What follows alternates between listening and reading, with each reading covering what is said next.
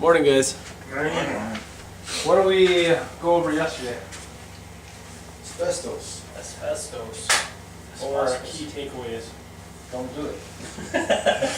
Don't do asbestos. Make sure it's bagged right. Make sure it's sealed, bagged, and sealed. Don't clean it up a bit. Yeah. Call the emergency response team. Jake. Well, I'll get a hold of the emergency response team.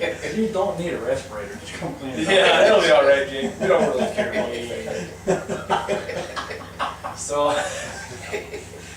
today, I'm gonna lead out with what is life critical rule number 5. It's a always, if that helps. Always wear your seatbelt. There you go. Always wear your seatbelt. Every line of business has its own little quirks with that, right?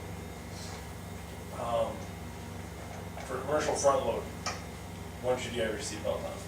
All the time. All the time. Get out with closure. Yeah, or if you're on lunch or something. But you get back in, you're going to service a container, but you're sitting still. I always have it on. Yeah, put it back on, right? That way, if anything were to happen, and it's a little less likely with a front load because you're pretty stout. When you go to pick that container up, at least there's no chance of you getting jarred free or whatnot. Stay branded. Unless you're lifting that jump gas line. Yeah. Sticker comes down, you ain't gonna get out of there with that seatbelt. Yeah. I'm going home that night either. How about with a rear load? You guys know any of the? You really can't dump it unless you're out of the truck. Yeah, I know, but there's one certain example that you don't have to wear a seatbelt on a rear load truck. You guys know what that is? And it's, a lot of times it gets used more than what it should be, and then it becomes a life critical rule violation. But it's, Trailer parks is one, I think. Unless you. Well, you only gotta go so far. Certain, Under under a certain mile an hour. speed. And then 0.2 of a mile. distance. and 10 miles an hour. Yep. And it's basically rear load residential is what it is. So this got brought up on the safety call yesterday.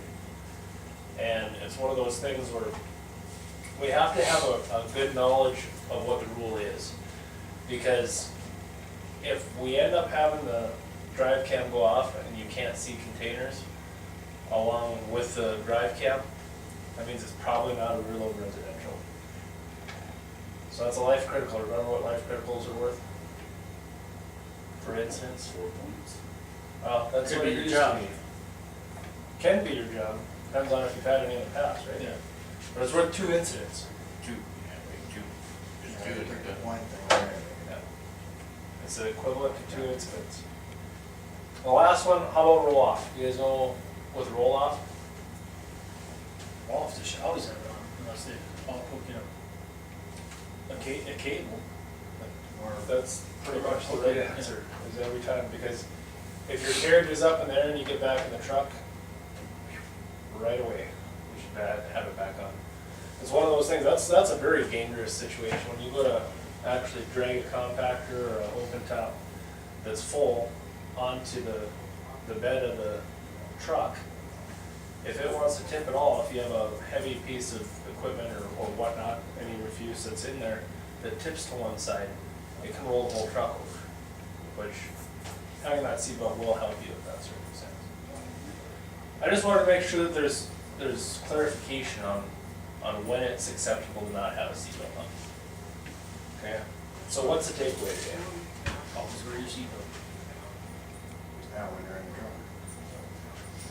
It's automatic for me, I just, automatic. Well, I mean, even when you're, no, I'm Yeah. not gonna strain.